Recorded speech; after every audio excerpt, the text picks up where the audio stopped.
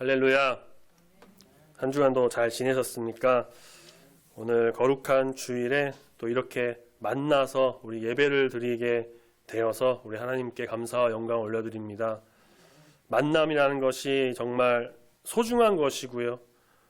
불과 작년 초까지만 해도 지극히 당연한 것으로 여겼었는데 요즘은 또 코로나19로 인해서 그 아무것도 아닌 만남이 참 어려운 시대가 되고 말았습니다.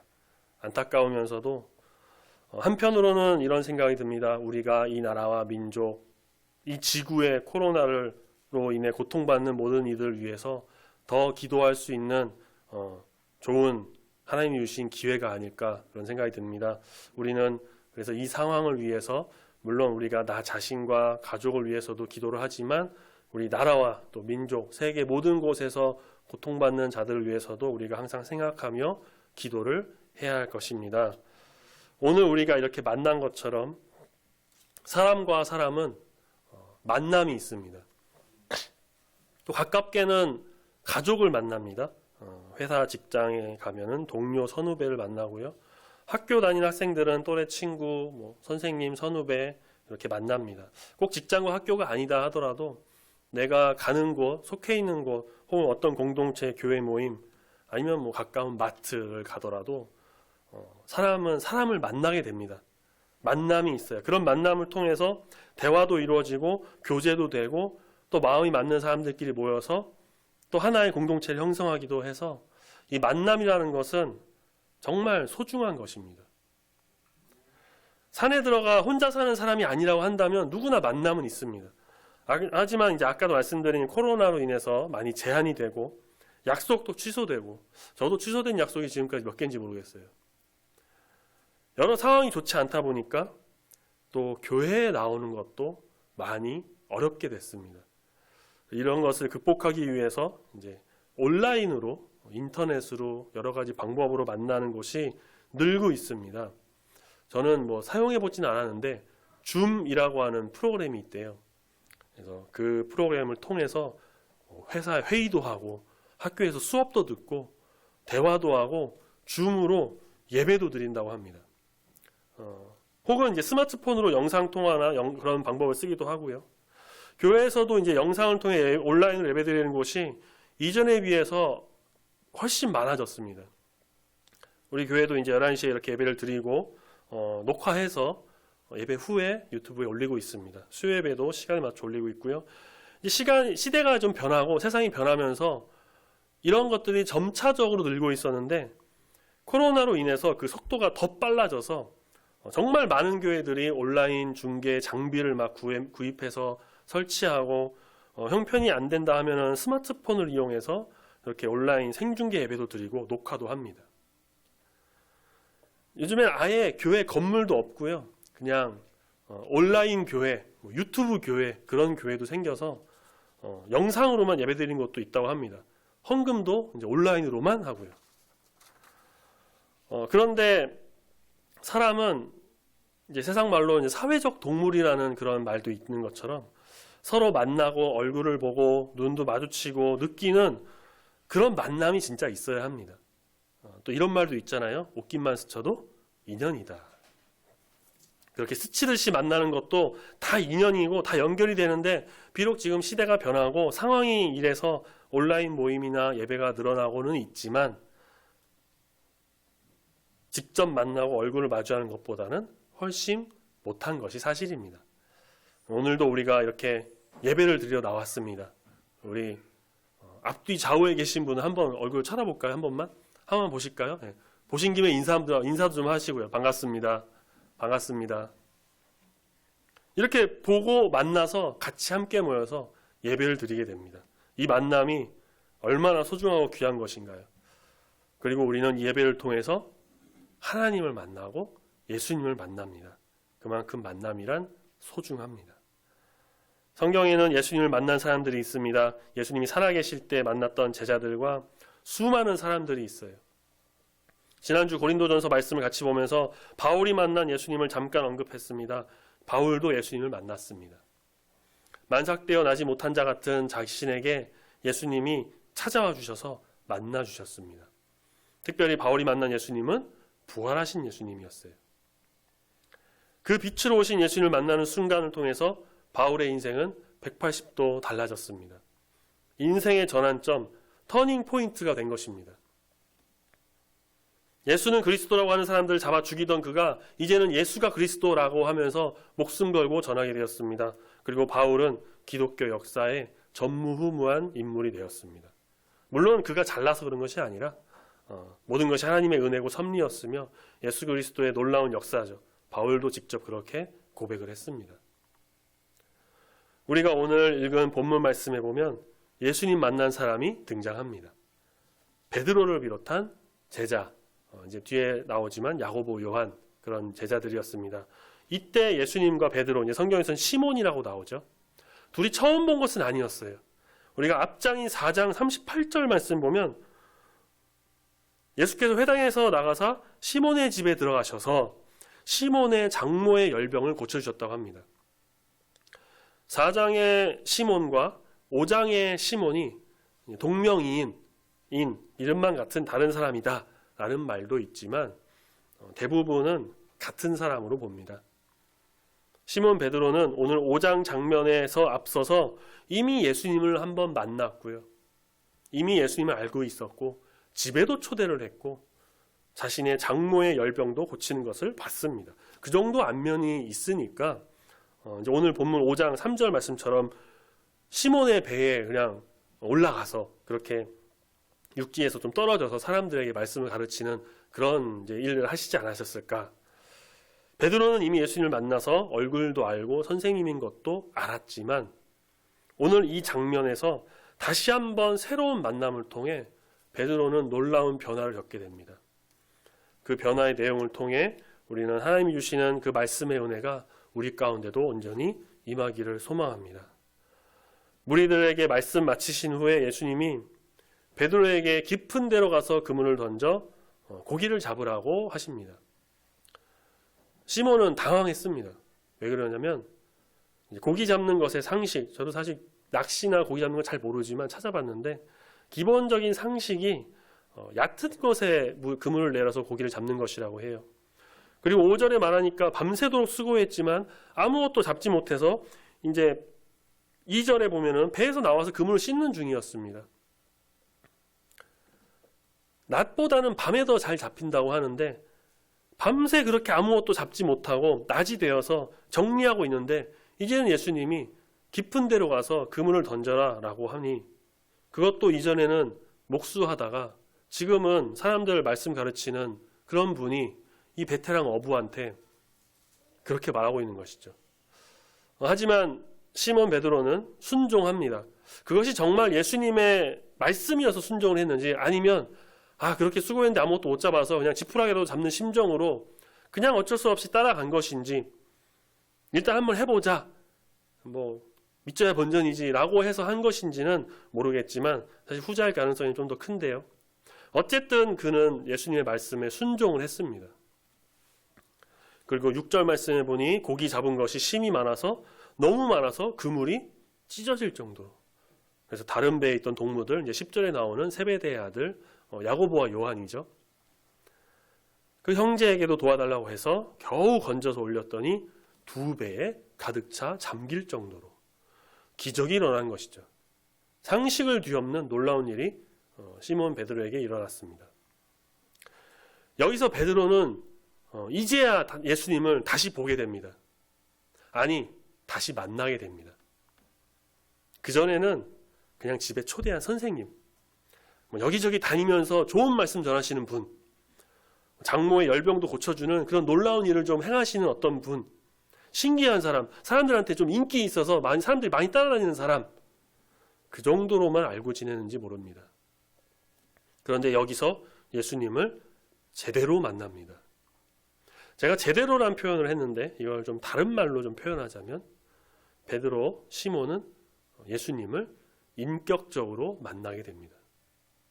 인격적으로 만났다는 것은 그냥 스쳐 지나가는 듯이 대충 만나거나 그냥 잠깐 만나서 인사하고 그렇게 헤어지는 것을 말하는 것이 아니라 내 인격, 내 모든 것, 내 지정의, 내 삶 모든 것 다 통틀어서 정말 가깝게 정말 완벽한 소통을 이루어서 만나는 것을 의미합니다.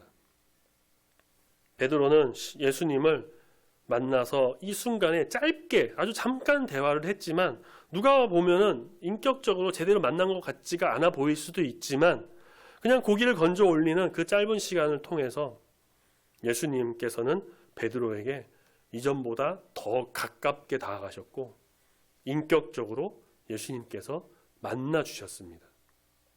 그 인격적인 만남을 통해서 베드로에게는 생긴 변화가 있습니다. 첫 번째 변화는 예수님에 대한 호칭이 변했습니다. 예수님이 베드로에게 깊은 데로 가서 그물을 내려 고기를 잡으라고 했을 때 우리 5절 말씀 보니까 베드로가 예수님 향해서 대답하기를 뭐라고 하냐면 선생님이라고 합니다. 선생님. 베드로에게 있어서 예수님은 그저 선생님이었습니다. 좋은 말씀 전해주시는 분. 지금 배경도 자신의 배에서 사람들에게 말씀을 가르치고 있어요. 랍비, 그 당시 랍비 같은 선생님. 그렇게 말씀을 전하는 선생님 정도로 알았는데 이 기적을 체험하고 경험하고 인격적으로 다가오신 예수님을 베드로가 인격적으로 만나고 나니까 예수님을 향한 호칭이 변합니다. 8절 말씀에 베드로가 예수님을 향해서 뭐라고 부르고 있습니까? 주여. 주여. 어떤 분들은 이 말을 들으면 그냥 고개를 좀 갸우뚱합니다. 아니 그게 뭐 어때서? 아니 뭐 주여가 뭐가 그렇게 대단하다고? 우리 기도할 때 항상 주여, 주님 하고 부르는데 뭐 주여를 주여라고 부르고 주님을 주님이라고 부르지 뭐 아버지를 아버지라고 부르지 못하는 홍길동도 아니고 그게 뭐가 그렇게 대단하고 당연한 거 아닌가? 하지만 베드로에게는 엄청난 일이었습니다. 그리고 우리가 버릇처럼 그렇게 부르는 주여라고 하는 말에는 매우 큰 의미가 담겨져 있습니다. 특히 베드로의 경우는 처음에 예수님을 선생님이라고 불렀습니다. 그런데 예수님을 인격적으로 만난 뒤에 주여라고 부릅니다. 그가 그렇게 부르고 싶어서 그랬던 것도 아닙니다. 자연스럽게 그렇게 나왔습니다. 무엇을 의미할까요? 주여라고 한 것은 나를 한없이 낮추고 상대방을 높이는 내 주인으로 모십니다 라고 하는 나는 주의 종입니다 라고 하는 것을 인정하는 그런 표현이 됩니다. 주여의 주는 주인할 때의 주입니다. 베드로는 이 배 위에서 예수님을 인격적으로 만났습니다. 그가 만나고 싶어서 만난 것이 아니라 예수님이 오셔서 고기를 잡게 해주시는 기적을 베푸시고 베드로를 만나 주셨습니다. 그렇게 예수님을 만난 베드로의 마음에는 변화가 생깁니다. 아, 이분이 주님이시구나. 이분이 주님이구나. 이분이 나의 주이구나. 자신은 주의 종임을 인정하고 겸손하게 주 앞에 무릎을 꿇습니다. 납작 엎드렸습니다. 내 주인, 내 삶과 내 인생의 주인 되시는 분임을 인정한 겁니다. 그럼 이제 예수님께서 그래, 내가 네 주인이야. 자, 가서 고기 구워와. 목욕물 좀 받아놔라. 야, 좀 잠자리 좀 해놔라. 그렇게 하는 분이 아니시라는 것은 우리가 더 잘 알죠. 오히려 주인이신 분이 종에게 더 베푸시고 종을 더 사랑하시고 더 아끼시고 더 보살펴 주시고 그 종을 위해서 더 기도하십니다. 종이 주인에게 섬기고 좋은 것을 드려야 되는데 주인이신 예수님이 더 좋은 것을 우리에게 주시고요. 심지어 종을 위해 죽기까지 하십니다. 세상에 이런 주인이 어디 있어요? 세상에 그 어디에도 종을 위해 대신 죽는 주인이 어디 있습니까? 그 온갖 고난을 다 받고 십자가 달려 죽는 주인이 어디 있어요? 세상에서도 세입자를 위해서 자기 돈 희생하고 자기 다 빚지면서 모든 것 도와주는 그런 건물주가 어디 있습니까? 그런데 예수님은 그렇게 하셨습니다. 그야말로 예수님의 끝없는 사랑, 한량없는 은혜인 것입니다. 예수님을 인격적으로 만나면 예수님을 부르는 것부터 달라집니다. 주여, 나의 주님이시여, 나의 주여, 나의 모든 것 되시는 주님. 우리는 기도할 때 주여라고 부릅니다. 또 평상시에도 우리가 주님이라는 말을 자주 씁니다. 이것이 아무 의미 없이 버릇처럼 하는 것이 아니라 정말 예수님을 온전히 만나기를 소망하며 내 인생의 주인이시고 나의 모든 것 되시며 나는 정말 주 앞에 한없이 낮아지며 겸손하게 주의 종으로서 섬기겠습니다. 그렇게 사랑을 베풀며 살기로 다짐하며 나가는 우리 모든 성도님들이 되시기를 소망합니다. 두 번째 변화는 죄인으로 고백을 한 겁니다. 8절에 보니 베드로가 주여 하고 부른 뒤에 뭐라고 얘기하냐면 나를 떠나소서 나는 죄인이로소이다 라고 얘기합니다. 자, 여기서 질문입니다. 베드로는 지금 이 상황에서 무슨 잘못을 했을까요? 이 배 위에서 베드로가 지은 죄가 무엇일까요? 베드로는 자기 직업대로 고기를 잡았습니다. 그리고 배를 타고 나갔습니다. 예수님 거기에서 서셔서 사람들에게 말씀을 전하시는 것, 가르치는 것도 그냥 그대로 하시게 뒀습니다. 그리고 예수님이 그물 깊은 데 가서 던지라고 해서 그것도 순종해서 했습니다. 그리고 고기를 잡았습니다.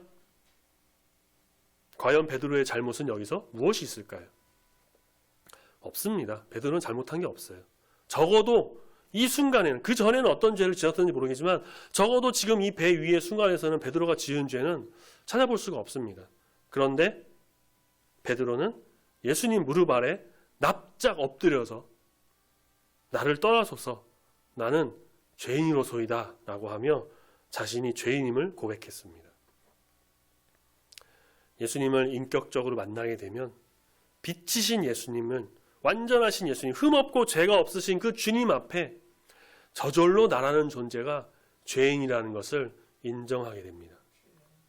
앞장인 4장에서 베드로가 예수님을 만났을 때는 그냥 표면적으로, 피상적으로 그렇게 만난 것이기 때문에 자신이 죄인이라는 것을 인지하지 못했습니다. 그런데 예수님을 인격적으로 만나고 나니 지금 배 위에서 내가 딱히 잘못한 것은 없지만 그것과는 상관없이 자신이라는 존재가 한없는 죄인이구나, 정말 너무나도 큰 죄인이구나 라는 것을 깨닫고 죄 없으신 그 예수님 앞에, 그 예수님 바라보니 예수님을 앞에 무릎 꿇고 엎드려서 자복하면서 회개하면서 나는 죄인입니다 라고 인정하며 고백할 수밖에 없었던 것입니다. 예수님을 인격적으로 만난 사람은 이렇게 주 앞에 자기의 죄를 다 드러내면서 회개하게 됩니다. 그렇게 회개할 때 주님은 그 모든 죄를 용서해 주시고 죄의 짐을 다 풀어주시고 다 씻어주시고 감싸주시고 사랑으로 보듬어 주십니다. 우리는 모든 것 안에서 자유로워지고 주님 안에서 자유함을 누리면서 감사와 기쁨으로 나갈 수가 있게 됩니다. 우리는 예수님을 인격적으로 만나 회개함으로 주 안에서 평안을 누리는 주의 백성이 되어야 할 것입니다. 제가 대학생 때에 이제 학교에서는 동아리인데 선교단체 IVF라고 하는 선교단체 동아리에 이제 들었었어요. 수련회가 있었습니다. 방학에 이제 수련회를 가는데 월요일부터 금요일까지 4박 5일 수련회였어요. 별로 가고 싶지가 않았습니다. 길어서 그런 것도 있었지만 저는 이제 편입을 한 상태여서 학점을 좀 미리미리 채우기 위해 계절학기라는 수업을 좀 들어야 됐어요. 근데 수련회를 가면 그 계절학기를 못 듣는 거예요. 딱 겹쳐가지고 시간 날짜가. 그래서 안 가려고 했는데 간사님과 이제 뭐 리더들 여러 이제 사람들이 계속 권유하고 막 꼬드기고 해가지고 이제 좀 어쩔 수 없이 그냥 포기하고 계절학기 포기하고 그냥 어쩔 수 없이 좀 끌려가듯이 갔습니다. 지금 생각해 보면 만약에 제가 그 수련회를 가지 않았다고 한다면 이렇게 지금 내가 사역을 하고 있을 수 있을까라는 생각을 좀 해봅니다. 물론 하나님의 뜻이 있고 어떤 계획이 있으셨다면은 그것이 아니다 하더라도 이끄셨겠지만 그때 내가 그 수련회를 가지 않아서 예수님을 인격적으로 만나지 못했다면 지금과는 조금 다른 삶을 살고 있지 않을까라는 생각을 해봅니다. 저는 그 수련회 2008년 겨울인데요. 예수님을 인격적으로 만납니다. 목사 아들이고 교회도 어렸을 때부터 다니고 그랬지만 저에게 있어서는 예수님도 베드로처럼 그냥 선생님 중에 한 분에 불과했었던 거예요. 그런데 그 수련회에서 예수님이 찾아오셔서 인격적으로 만나주시고 그 순간에 제가 정말 많은 것을 느끼고 경험하면서 기도를 합니다. 1시간 정도 기도를 하는데 1시간 동안 다른 거 하나도 안 하고 회개기도만 했습니다. 왜 그랬는지 모르겠어요. 그냥 회개기도만 계속 하는데 그렇게 회개기도 하다 보니까 막 죄가 생각이 나요. 또 그 전에 내가 뭐 잘못했고 막 그럼 다시 회개기도 하고 그렇게 1시간 내내 지쳐 쓰러질 때까지 회개 기도를 했습니다. 예수님을 인격적으로 만난 사람은 내 모든 것 다 내려놓고 우리 예수님을 바라보면서 죄인임을 고백하고 철저하게 회개하는 사람입니다. 회개할 때 성령을 선물로 주신다고 말씀하셨습니다. 회개할 때 내 모든 죄가 씻겨 내려가고 주님이 용서해 주십니다. 주님이 주시는 그 자유함 속에서 우리는 찬양과 영광을 올려드립니다. 예수님이 인격적으로 만나 회개함으로 그 회개의 축복, 만남의 축복, 그래서 믿음의 간증의 주인공이 다 되는 우리 모든 성도님 되시길 소망합니다. 마지막 세 번째 변화입니다. 우리 11절 말씀 같이 한번 읽어보겠습니다. 11절 말씀을 읽어봅니다. 시작. 그들이 배들을 육지에 대고 모든 것을 버려두고 예수를 따르니라. 아멘. 예수님을 인격적으로 만나면 내 소유는 다 뒤로 하고 예수님만을 따르게 됩니다. 어떤 분들은 또 이 부분을 보고 이런 생각을 한다고 합니다. 가난한 어부니까 좀 그거 버리고 예수님 따르는 게 어쩌면 나았을 수도 있겠지. 혹은 좀 별로 가진 거 없으니까 가난한 어부니까 그냥 버리는 게 그렇게 어려운 일 아니었을 거야. 우리가 베드로에 대해서 조금 오해를 하고 있는 부분이 있는데요. 사람들은 베드로가 가난한 어부였다고 생각합니다. 그런데 학자들에 의하면 베드로는 절대 가난한 사람이 아니었습니다. 당시 어부는 공부를 많이 한 사람은 아니었지만 그 수입이 상당했다고 해요. 베드로가 가졌던 배는 우리가 상상하는 어떤 통통배나 어선이 아니라 정말 큰 배였고 알려진 바로는 선원도 있었고요. 베드로의 동업자인 야고보, 요한이 가지고 있던 배 한 척만이 아니었습니다. 당시 대부분의 사람들은 이제 대부분의 생계를 유지하기 위해서 일을 했던 사람들은 저축은 꿈에도 못 꾸고요. 하루 벌어 하루 먹는 그런 사람들이 많았고요. 그런 사람들과 비교했을 때 어부들은 넉넉한 삶을 살았다고 합니다. 이들이 가진 것 별로 없어서 예수님을 따랐다? 어차피 가진 건 없으니 버리기 쉬워서 예수님 따랐다? 잘못된 생각이죠. 이들은 오히려 더 많은 것을 포기하고 더 많은 것을 버리고 예수님을 따라갔습니다. 11절에도 그렇게 표현하죠. 배 한 척이 아니라 배들을 육지에 댔다고. 모든 것을 버려두고 여기서 이제 모든 것이라고 하는 것은 고기 잡은 것, 고기 잡기 위한 어떤 그물, 도구, 배뿐만 아니라 아까 말씀드린 어떤 선원, 더 나아가서 가족도 모든 소유도 다 뒤로 하고 따라갔다는 거 말합니다. 무책임한 거 아니냐? 그렇게 보실 수도 있는데 적어도 제 생각에는 성경에 나오진 않았지만 그래도 어느 정도의 조치는 취하고 예수님을 따르지 않았을까라고 생각을 해봅니다. 어쨌든 베드로는 자기의 모든 소유, 재산, 모든 것 다 포기하고 예수님을 다 버려두고 예수님을 따라갑니다. 예수님의 제자가 됩니다. 포기하기 어려운 것들을 다 뒤로 하고 예수님을 따라갔습니다. 이것이 바로 예수님을 인격적으로 만난 사람의 변화입니다. 자기가 가진 것을 아까워하는 것이 아니라 모든 것이 정말 주님이 주신 것이니까 주님께 맡기고 주님만을 따르는 것입니다.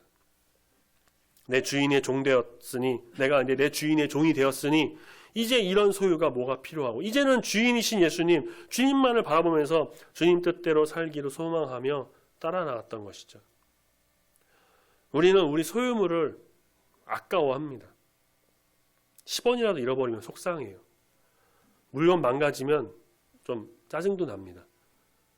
사는 건 쉬워도 버리는 건 어렵다고 하잖아요. 분명 낡아서 오래되고 못 쓰는 건데 집에 계속 쌓아둬요. 세상의 소유를 아까워합니다. 누가복음 12장에 보면 예수님께서 비유로 말씀하십니다. 어떤 부자가 소유물이 너무 많아서 곡간을 새로 지어서 다 쌓아놓고 그렇게 한 걸 보니까 너무 기분 좋아서 파티를 엽니다. 그때 예수님이 하나님이 말씀하십니다. 누가복음 12장 20절. 하나님이 이르시되 어리석은 자여 오늘 밤에 내 영혼을 도로 찾으리니 그러면 내 준비한 것이 누구의 것이 되겠느냐. 이 세상의 소유물 썩어 없어질 아무것도 아닌 것들입니다. 우리가 죽은 뒤에 가져갈 수 있는 것 아무것도 없습니다. 결국 우리가 찾고 갈망해야 되는 것은 우리 주님이 주시는 것들입니다. 주님의 은혜 속에 거하는 것입니다. 그렇다고 해서 지금 당장 집에 가서 집 팔고 땅 팔고 냉장고 팔고 가족 다 버리고 직장 그만두고 교회나 산에 들어가서 기도원에 가서 365일 그렇게 살라고 그런 말씀 드리는 게 아니에요.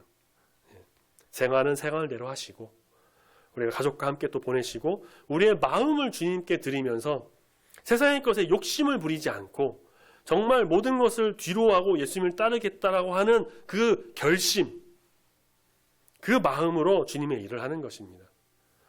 만약 세상의 일과 주님의 일 사이에 충돌이 일어났을 때는 고민하지도 말고 심각하게 생각하지 말고 당연히 주님의 일을 택해서 주님의 뜻하신 바대로 일하며 나가는 것. 그렇게 주님을 따르며 제자들처럼 나가는 우리 성도님들이 다 되시기를 소망합니다.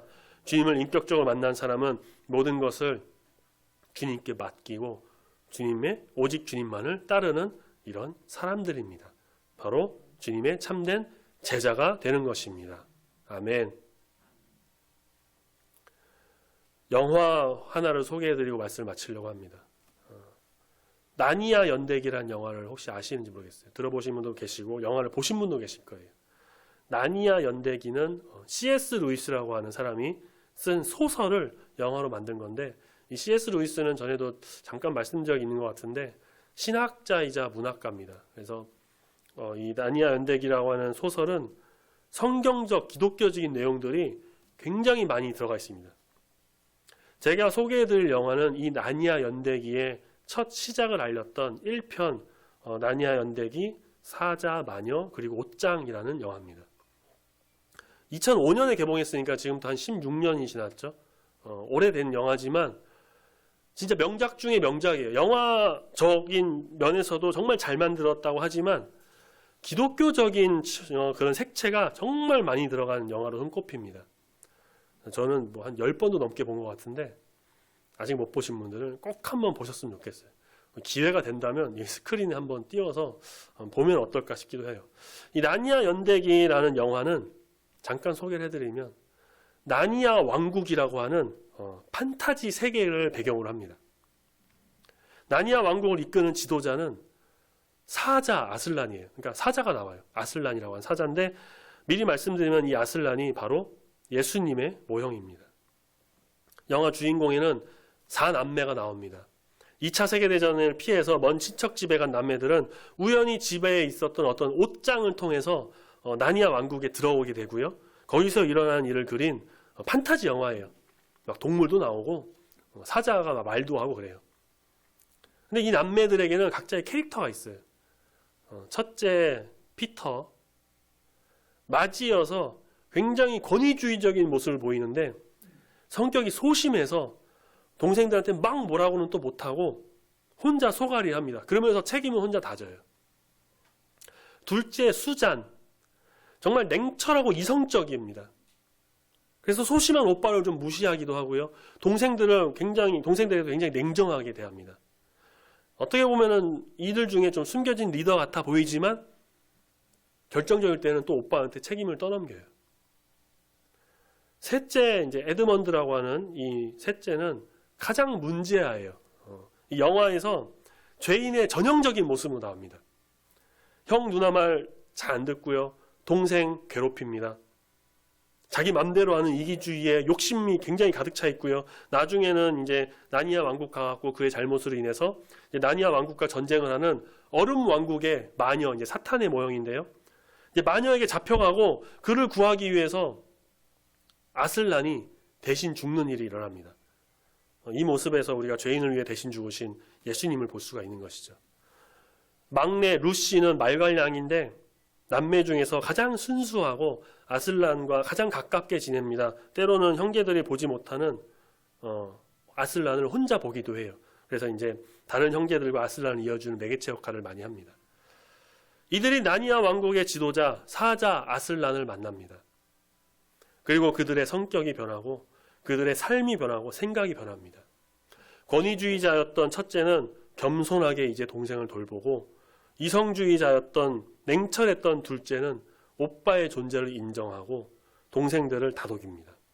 문제아였던 셋째는 자신의 잘못을 뉘우치고 이제는 목숨 걸고 나니아 왕국을 구하기 위해서 앞장서서 전투를 벌이고요. 막내는 더 이상 말갈량이가 아니라 사람들과 아슬란에게 가장 사랑을 받는 존재가 됩니다. 제가 이제 부교육자로 있었던 교회에서 중고등부 수련회를 할 때 주제를 하나 정했던 게 주님을 만나는 이제 티네이저, 이제 젊은이들을 티네이저라고 하잖아요. 그래서 주 만나 틴 이제 그런 책도 있는데 그렇게 이제 수련을 하면서 거기서 이 영화를 보여주면서 이 주인공들이 사자 아슬란 예수님을 만나고 어떻게 변했는지를 한번 생각해 보자라고 하면서 영화를 보면서 같이 말씀을 나눈 적이 있습니다. 이 영화는 진짜 너무 강력하게 제가 추천을 드리니 꼭 한번 보시기 바랍니다. 예수님을 만나면 나의 모습에 변화가 생깁니다. 예수님을 인격적으로 만나면 내 성격도 내 삶도 내 인생도 내 모든 것이 바뀝니다. 세상 중심, 내 중심이었던 나의 마음이 오직 하나님께 드려지는 그런 마음이 됩니다. 예수님 인격적으로 만나면 그냥 좋은 말씀 전하는 선생님이 아니라 나의 구주, 나의 주님 높이며 한없이 겸손하게 낮아지게 됩니다. 예수님을 인격적으로 만났을 때에 나의 모든 죄를 주 앞에 다 내려놓고 회개함으로 그렇게 내가 죄인임을 철저히 깨닫고 인정하면서 모든 것을 버려두고 예수님을 쫓아 따라갈 수 있는 그런 제자가 됩니다. 그냥 사람 대 사람으로 만나는 것이 아니라 우리는 우리 주님을 간절히 만나기를 소망하며 인격적으로 우리 예수님을 만나야만 합니다. 그런데 내가 만나고 싶다고 해서 나와라 뚝딱 해서 만나는 그런 만남이 아니라 그렇게 하는 것이 아니고 간절히 정말 내가 원하고 기도하고 온 마음과 정성을 다할 때에 주님이 찾아와 주셔서 만나 주십니다. 나를 이끌어 주십니다. 예수님이 베드로에게 먼저 말을 걸어서 이렇게 만나 주셨던 것처럼 그물 깊은 데 던져라 해서 만나 주셨던 것처럼 이 나니아 연대기에서도 이 사남매를 향해서 아슬란이 다가와 만나 줬던 것처럼 그래서 그들의 삶이 변했던 것처럼 예수님이 우리에게 찾아와 주셔서 우리를 만나 주실 때 우리의 인생은 온전히 주님께 드려지는 귀한 삶이 될 줄로 믿습니다. 주님을 경외하는 삶, 주님을 내 주인으로 모시고 죄인임을 철저히 인정하고 깨닫고 회개하며 모든 것을 뒤로하고 따르는 삶. 그래서 그 만남의 축복을 통해서 다시 한번 내 인생의 터닝 포인트가 되어 온 마음과 정성을 다해 주님을 사모하며 사랑하며 나아가는 귀한 삶을 살아가는 우리 모든 주의 성도님들이 다 되시기를 소망합니다. 아멘. 기도하겠습니다.